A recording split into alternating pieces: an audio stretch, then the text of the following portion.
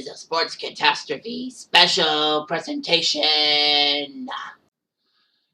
Hey there, Heather, ho there. It's Jeff Goddard. I welcome you to a special sports catastrophe episode.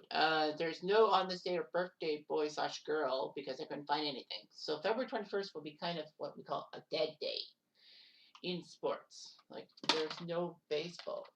No famous events on February 21st. And no famous birthdays on February 21st. But anyhow, I digress. So today is a review video of the 2022 Winter Olympics that happened on time. It was not affected by COVID, like by timing, but it did happen. COVID did screw up. Anyhow, so the 2022 Winter Olympics were in Beijing, making sure that Beijing was the first city in Olympics history to host both a winter and summer games, which is kind of weird because, like, I know Stockholm hosted a summer games. They couldn't host the winter games? I don't understand it. Anyway, Beijing was selected in 2015 to be the Winter Olympics 2022 host, which was weird because that was the third straight time East Asia hosted the Olympics. They hosted the 2018 Olympics in Korea and then two Winter Games and 2020 Summer Games in Tokyo, Japan. So anyway, it was amazing. There were some events that actually repurposed venues originally built for Beijing 2008. So they rebuilt the Beijing National Aquatic Center to have winter sports, which was funny. Anyway, the Games featured 109 events across 15 disciplines. Olympic debuts would be big air freestyle skiing and women's monobob, as in one-person bobsled. Wish it was the men. There were actually mixed competitions coming in. So 91 nations were represented, with Haiti and Saudi Arabia bringing in winter athletes. That's weird. Anyway, of course, Beijing's hosting the games was controversial because of the human rights violations in China. And of course, COVID-19 did play havoc with events and fans in the stands. Unfortunately, Norway finished top of the medal table for the second straight Winter Olympics, winning 37 of them, meaning 16 gold, which broke the record for most Olympic golds in 1 year. That was set by us Canadians in 2010 with 14, on home turf, no less. But Norway did it again. Great job. Germany would finish second in the medal hunt overall with 27. Canada did finish in the top five, finished fourth in medals, behind Norway, Russia, and Germany. Now, the way the Olympics sometimes do is that they rank the nations based on gold medals, whereas I do medals overall. China, if you look at gold medals, Norway was first, then Germany with 12. China was third with 9, which isn't that bad. I mean, it was their winter, it was their own Olympics in their own backyard. Yeah. But here's the thing, though.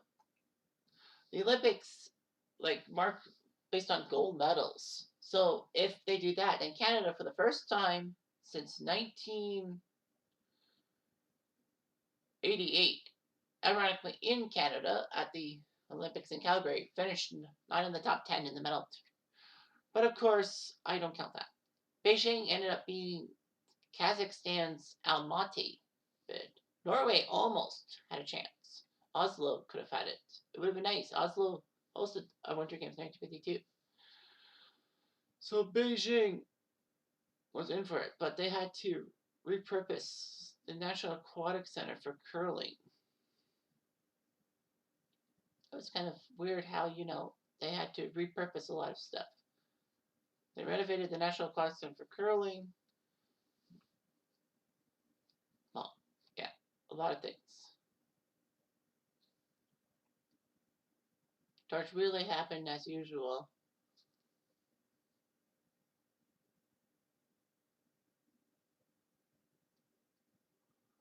There were some diplomatic boycotts. India did because there was an inclusion of Chinese Liberation Army commander known for his involvement in the China-India skirmishes in 2020-2021. So India said, fuck that, you're out.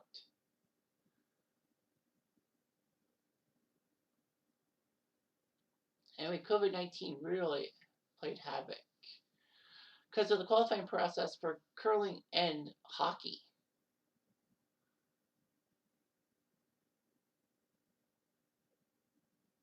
So anyway, yeah. Of course, there was biosecurity protocols with the bubble and all that. The NHL did not put their athletes in because of COVID-19 and all that.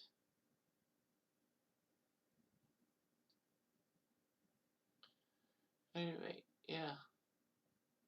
There were a couple of key COVID-19 cases that could have went to China.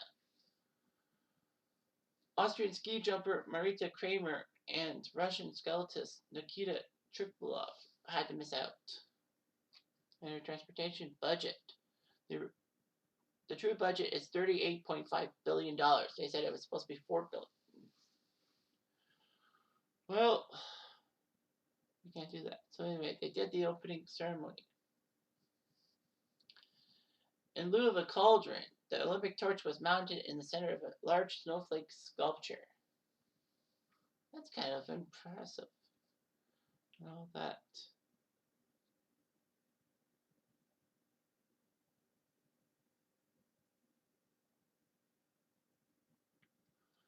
So that's cool and all that. And of course, you know, they had the closing ceremony yesterday, and they had the formal handover of the Olympic flag, the Winter Olympics flag, to Milan/Cortina d'Ampezzo, because Italy gets the Winter Olympics in 2026. Milan hasn't hosted. Cortina did. They hosted the 1956 Winter Games. Anyway, so sports. There's a lot of happenings and all that, new events and all that. And 91 countries. 91 countries came in. Kenya actually qualified someone for a sport, but they actually withdrew. So yeah, you got major countries. Canada brought 215 athletes. China only had 176 athletes, even though that they are more populous and they're the host. That's kind of off-putting. Russia had 212 athletes, and the U.S. had 224. So Canada almost brought in the most people.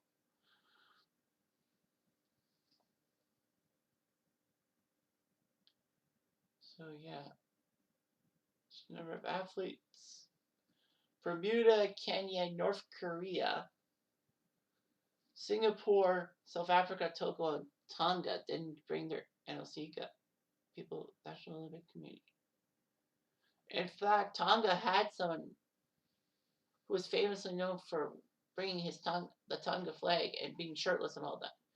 Pita Tuvulatova, or however you pronounce it.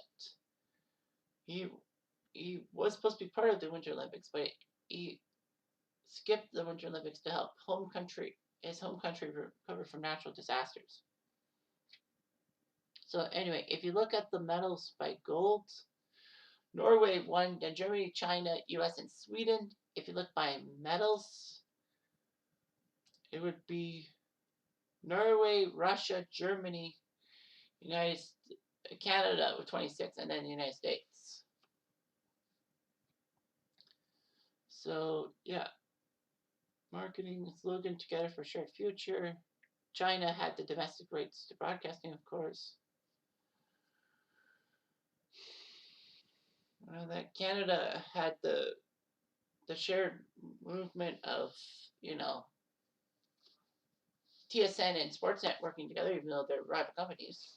Anyway, the scheduling of the Winter Games actually impacted the U.S. broadcast rights to the Super Bowl, because the rights rotate between CBS, Fox, and NBC because they're the three networks that carry the game. But in 2019, CBS and NBC swapped, so NBC would get the 2022 Winter Olympics and Super Bowl 56. And after Super Bowl 56, NBC would broadcast Winter Olympic stuff.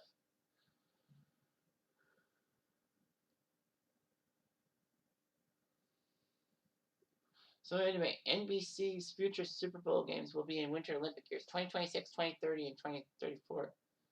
So that means, well, the new media rates extends Super Bowl rotation to 4 networks. I think ESPN/ABC gets to broadcast one of the Super Bowls. Anyway, a lot of controversies and all of that because, well, the geopolitical crap and all that. And there were a lot of countries who actually gave a diplomatic boycott. Well, no, to get some kind of boycott, not a total boycott, all that. But anyway, yeah. So anyway, it doesn't really matter. Anyway, one of the major concerns was about the the temperatures, and that people questioned Beijing because the proposed venues didn't have snowfall in winter. So Beijing wasn't known for their winter weather and all that. So anyway, yeah. But there were like low temperatures and all that. Yeah, they had a diplomatic boycott, but not a full boycott.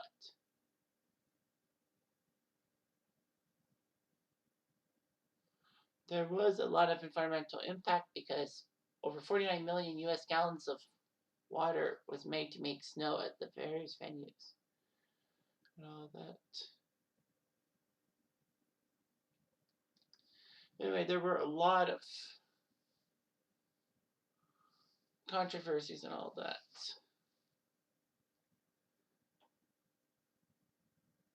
2 South Koreans were disqualified from the men's 1,000-meter short track speed skating, but the Koreans have filed an appeal with the Court of Arbitration for Sport after the International Skating Union rejected them.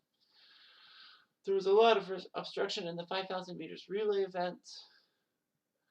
Judges missing calls in snowboard, slopestyle, and half-pipe events. Some kind of false start at the 500-meter men's speed skating.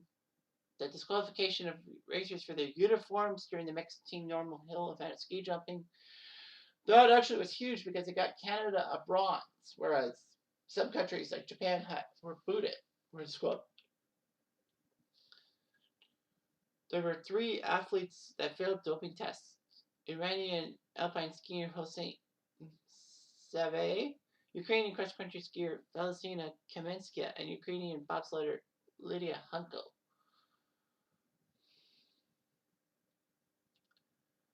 Joey Mantia of the United States alleged that the South Korean skater pulled back, preventing him from winning bronze in the mass start final. And of course, the biggest controversy was the whole Kamila Valieva movement. She was part of the Russian team that won gold in the team event in figure skating. Sadly, though, it was found out that Valieva tested positive for a banned substance that she blamed on her grandfather's medication. Why would you take your grandfather's medication? It just doesn't make sense. But the drug test was from a sample 2 months prior. Why they didn't stop her from being in the Olympics in the first place, I don't know. Anyway, so unfortunately for that, it caused a lot of problems in figure skating because she was allowed to compete in the ladies' event, and they said they would not have a medal ceremony if she took a medal. Karma did bite Camila in the butt as she was first headed into the long program, but unfortunately she fumbled and took 4th place. So she didn't get a medal, so they could have the ceremony anyway. But 2 Russians got on the podium, so one might disagree. And a lot of people said that this is going to probably bring calls for Russia to be banned from the Olympics outright next time. Like, it's going to take I don't know if that's going to be the case, but keep your fingers crossed because the next Olympics will be 2024 in Paris, France for the Summer Games, and then the next Winter Games, as I said, Milan and Cortina. Should be a lot of fun. Let's hope Canada does better in getting gold medals. We only got 4. Pathetic. We got tons of bronze. Like, we got, 13 or 14 bronze? I can't remember. But it doesn't matter. Anyway, I'm Jeff Diamond. I do.